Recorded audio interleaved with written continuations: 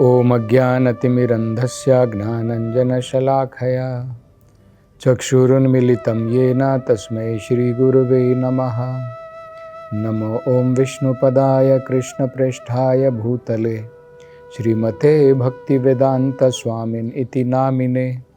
नमस्ते सरस्वती देवे गौरवाणी प्रचारिणे निर्विशेषशून्यवादी पाश्चात्यदेशतारिणे। जय श्री कृष्ण चैतन्य प्रभु नित्यानंद श्री अद्वैत गदाधर श्रीवासदि गौरभक्तवृंद। हरे कृष्णा कृष्ण कृष्ण हरे हरे, हरे राम राम राम हरे हरे। हरे कृष्णा। तो यमदूत जो हैं विष्णु दूतों के प्रश्नों का उत्तर दे रहे हैं। तो उत्तर देते हुए अब आगे व्याख्यान करते हैं किस प्रकार से इस भौतिक संसार में आत्मा जो है, जीव जो है, अनेकों प्रकार के कर्म को भोगने का प्रयास करता है, अपनी इंद्रियों का भोग करने का प्रयास करता है, उसके कारण अनेकों प्रकार के पाप कर्म करता है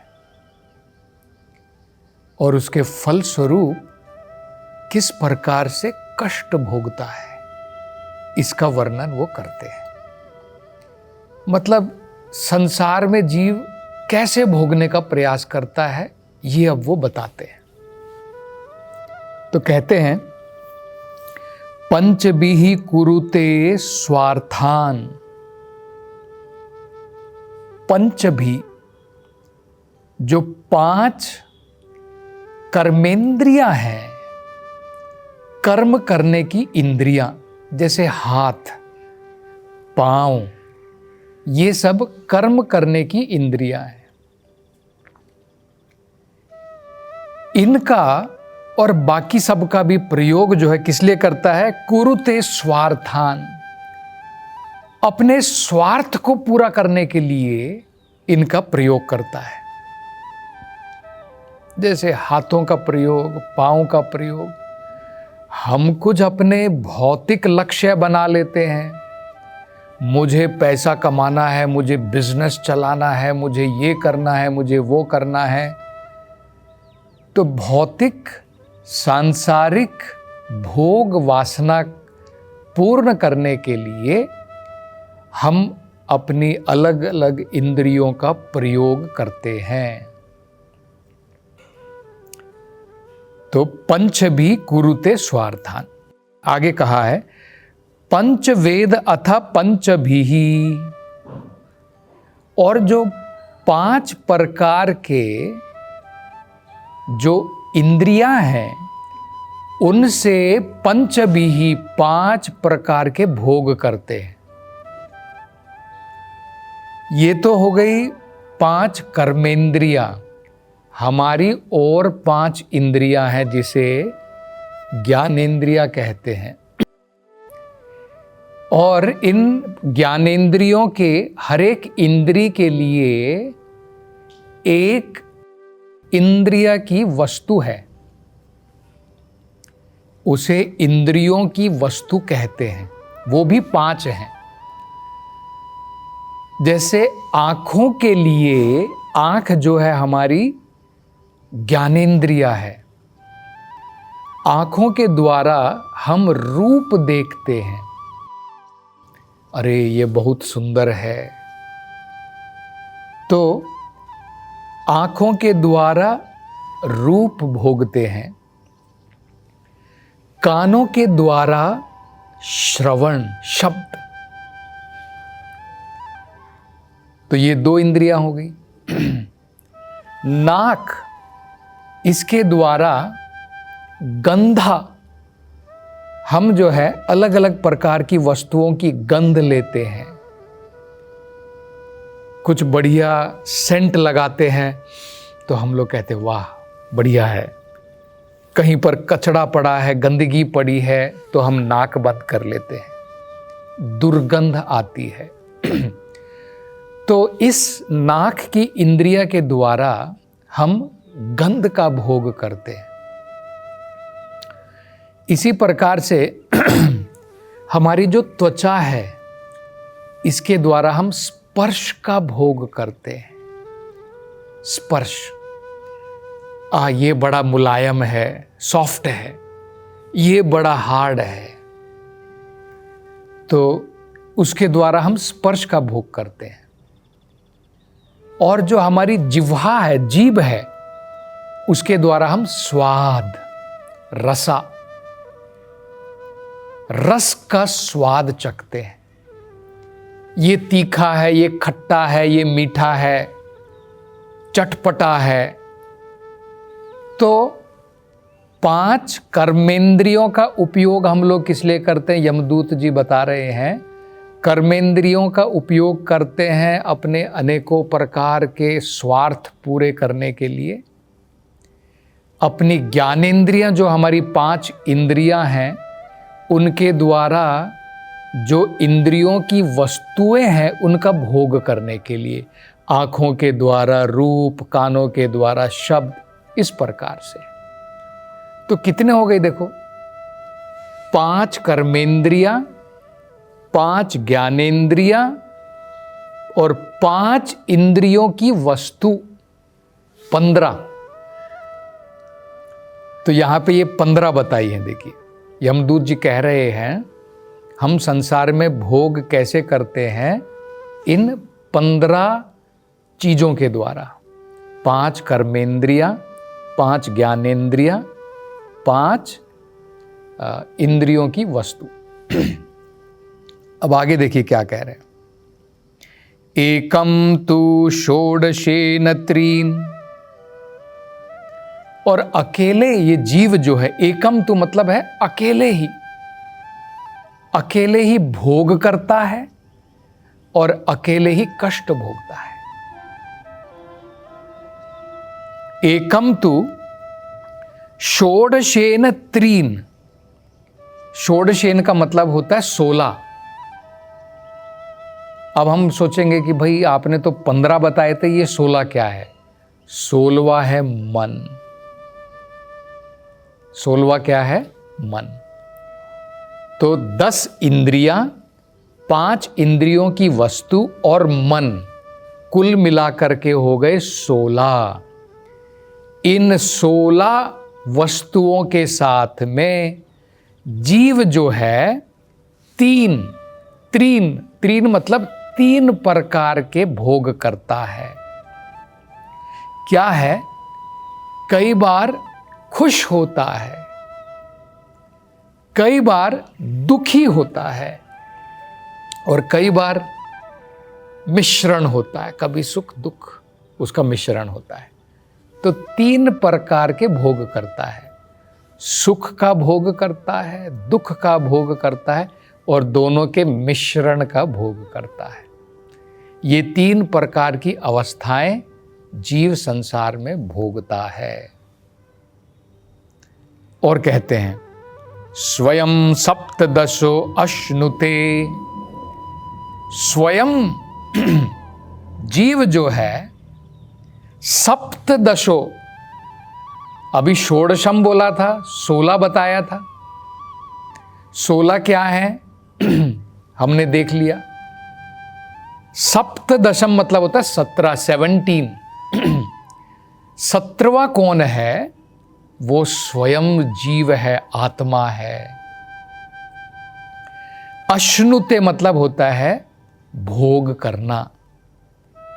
आत्मा जो है इस शरीर की 15 वस्तुओं और मन, टोटल मिला के 16, इनके द्वारा इस संसार का भोग करता है। ये यहां पर बता रहे हैं जीव संसार में किस प्रकार से अपना इंद्रियों के द्वारा, मन के द्वारा भोग करता है। अब देखिए भगवत गीता में ये क्यों बता रहे यमदूत? क्योंकि इन भोग करने के लिए ही अनेकों प्रकार के पाप कर्म करता है, पुण्य कर्म करता है, और उसके कारण ही संसार में बार बार जन्म लेना, बार बार मरना।